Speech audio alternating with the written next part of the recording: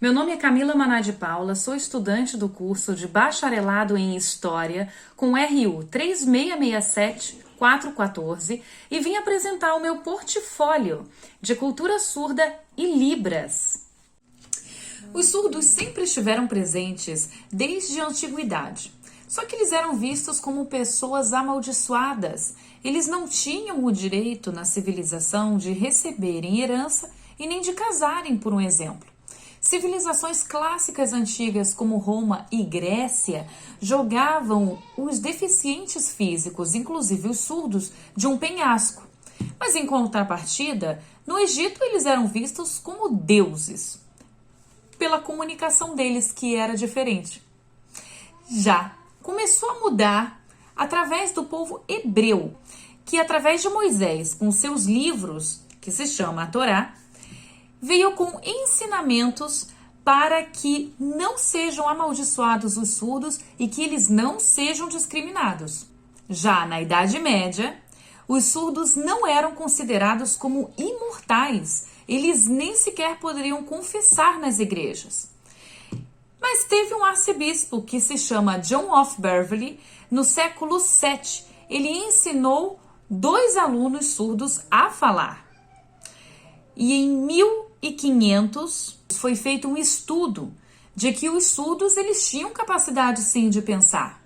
E em 1741, Jacob Rodrigues Pereira foi o pioneiro no ensino de surdos na França. Ele ensinou a sua irmã surda a oralizar. E ele então foi premiado pela Academia Francesa de Ciências.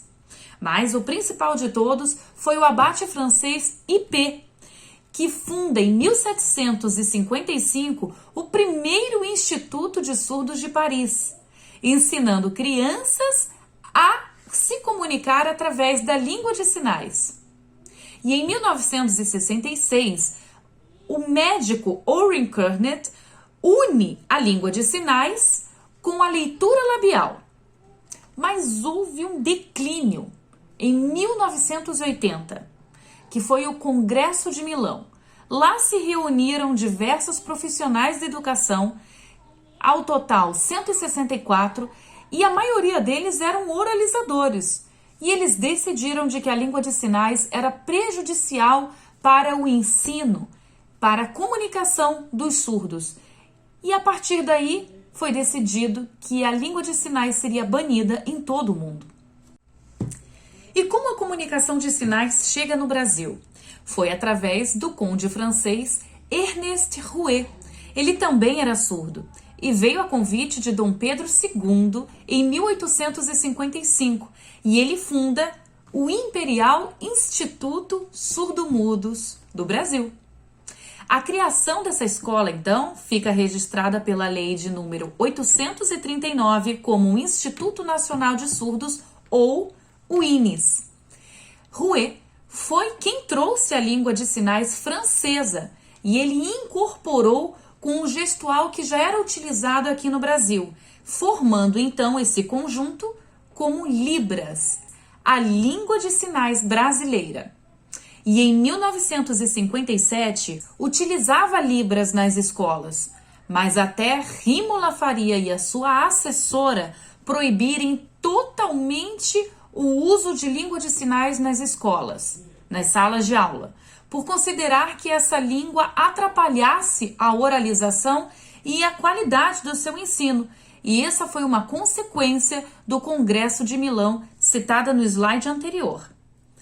Mas essa tendência já começa a mudar, ela ganha força nos anos 60 e 70, que passa a valer a comunicação total. Ou seja, essa metodologia mescla a língua de sinais com a oralização, garantindo assim uma aprendizagem mais plena. E a partir daí, então, que passou-se a acreditar na educação bilíngue para surdos, o que hoje temos. Libras e o português como a língua escrita. E em 2002, a Lei de 10.436 reconhece Libras como a língua oficial brasileira. E o que é cultura surda? É um povo que se opõe à cultura do ouvinte. A cultura surda, ela possui um sentido próprio de identidade, como uma maneira de se orgulhar de ser surdo e se unir a outras pessoas, rejeitando a noção de que a surdez é uma falha ou algo a ser consertado pelos médicos. É uma comunidade que luta pelos seus direitos de inclusão social, buscando o reconhecimento da sociedade e do governo. As identidades participantes são os pais de surdos, amigos, professores. A cultura surda, ela é muito rica. Ela possui teatros, poesias, literaturas, historinhas infantis, longas e curtas, comerciais de todos os meios que são voltados para os surdos, adaptados a Libras. A personalidade de grande destaque que impulsionou a comunidade surda foi Helen Keller, de 1980 a 1968. Ela era escritora, filósofa, conferencista, foi a primeira pessoa surdo-cega a se graduar em uma faculdade. Ela lutou pela inclusão dos deficientes, impulsionando assim a comunidade surda no mundo. No Brasil, o Dia do Surdo é comemorado dia 26 de setembro. E uma das principais organizadoras da cultura surda no Brasil é a FENES, a Federação Nacional de Educação dos Surdos. Em conjunto com o INES, já citado anteriormente, elas levantam uma das principais bandeiras, que é a propagação da língua de sinais e a inserção do surdo no mercado de trabalho. E a cultura surda no Brasil, ela é muito rica. Em um dos slides ali, nós temos como exemplo músicas, piadas, filmes, poesias, teatros, tudo que já foi citado como cultura surda no mundo. Nós temos aqui no Brasil também. Inclusive, há um festival de cultura surda no Brasil e temos como principais peças de teatro Circo de Palhaços.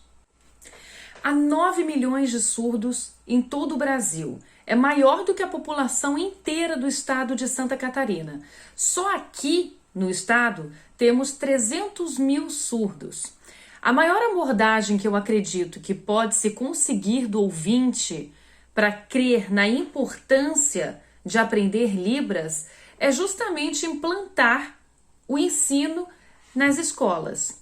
E também implantar propagandas em meios de comunicação, merchandising, nos atendimentos nos órgãos públicos, incentivo no meio corporativo, vai fazer com que muitos ouvintes tenham consciência, sim, de que aprender Libras é muito importante para que o surdo se sinta no país dele e que ele consiga se comunicar livremente, sem passar uma exclusão.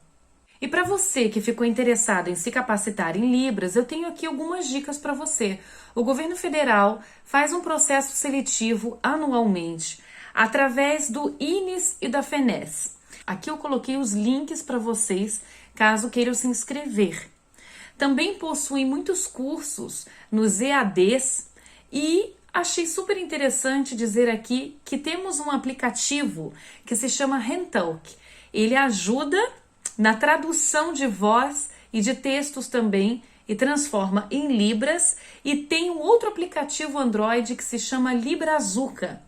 Ele possui módulos teóricos com alfabeto, números e a gramática também. Bom, nesse slide são minhas fotos dizendo em Libras o meu nome, Camila. E nesse slide coloquei algumas gravuras dizendo o alfabeto, o número, os dias da semana, bastante interessante. E aqui do lado, o bonequinho do bom dia é o Hugo, dando bom dia, que é o bonequinho do aplicativo Hentalk, que eu acabei de citar anteriormente.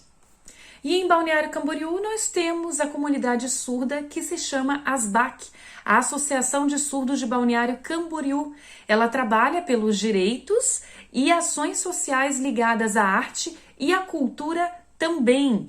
Eles estão sempre envolvidos em eventos teatrais, palestras direcionadas ao público surdo e também estão sempre presentes nas reuniões da Câmara de Vereadores pelas lutas de inclusão do surdo na sociedade. E tem um ponto interessante.